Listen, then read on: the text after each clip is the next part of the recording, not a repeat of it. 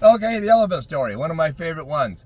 There was this little old lady, she lived very remotely, far away from most people, and she had never seen or heard of an elephant ever before in her entire life. So one day, a circus was coming through town, and an elephant escaped, and it wandered over to where this little old lady lived, and it went into her garden because it was hungry. And the little lady, she saw it, and she picked up the phone and she called the sheriff department. She said, Sheriff, you got to come and help me. And the sheriff said, who is this? Is this Ada? Yes, Sheriff, it's me. You got to come quickly. You got to send a car up here. So why do we got to send a car up there, Ada? Sheriff, you won't believe this, but there's a big gray thing with two tails and no head out in my garden. He said, there's a big gray thing with no head and two tails in your garden.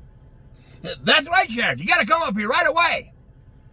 Well, I can send a car up there in a couple of days. Ada, you haven't been hitting the moonshine jug at all, have you? No, I swear, Sheriff. I just woke up, I swear. He said, okay, so he said, to recap, he said, there's a big gray thing in your garden.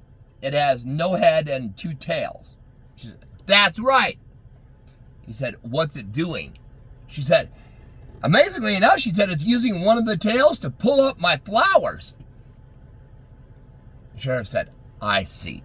Okay, so there's a big gray thing with no head and two tails in your garden pulling up your flowers. That's right, Sheriff. You got to send a car.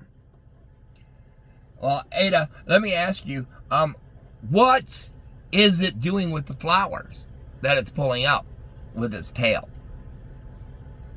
There was a long silence on the phone, and finally she said, Sheriff, if you don't believe me when I tell you there's a big gray thing in my garden with no head and two tails pulling up my flowers, then you're never going to believe me when I tell you where it's stuffing those flowers.